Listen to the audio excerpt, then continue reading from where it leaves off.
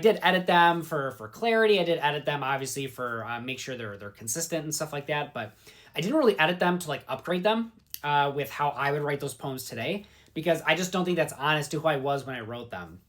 So a lot of the poems you get, which you'll kind of know when I reference older things, like what was probably written older, it's not always necessarily the case, but you'll see probably a real progression in terms of what you might consider, oh, this is probably older Chris writing this versus this is probably like older Chris writing this. So it'll be interesting. Again, it doesn't always play out that way. Not all of my poems that reference older things were written when I was older, but it'll be interesting for sure.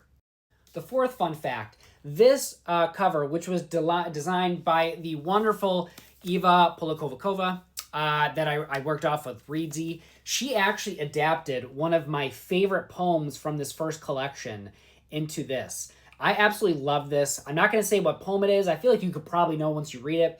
But this is one of my favorite poems from the first collection. And she basically, I gave her the book to read. And this is the poem that she picked out that she wanted to depict. And this is her interpretation of that scene. And I am not only so happy that that's the poem that she decided to do, but I couldn't love this any better. That is absolutely gorgeous. It's so gorgeous.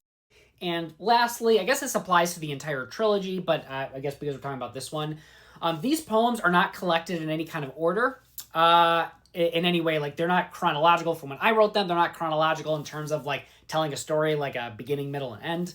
Well, it does actually a little bit do that, but there's no like order to this. These poems, they'll bounce from one emotion to another, one event to another, one thing to another. And I think that kind of reinforces how it is in life, where it's not like a clear path to A, B, C, and D emotions, especially when we're grieving.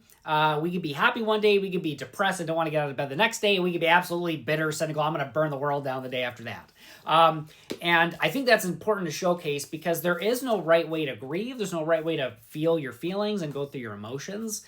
And I think that there's a lot of forward and backward progression. I think there's a lot of ups and downs, and I think that's just being human. And so I wanted to showcase that. So you'll get maybe a couple poems in a row that are really happy, light, and fluffy, and then the poem after that is so fucking bitter and angry. And right after that, you'll go back to being a fluffy poem. And again, I think that's important to showcase what just going through the human experience is, because that's how we experience everyday emotions. Sometimes in the same day, sometimes in the same hour.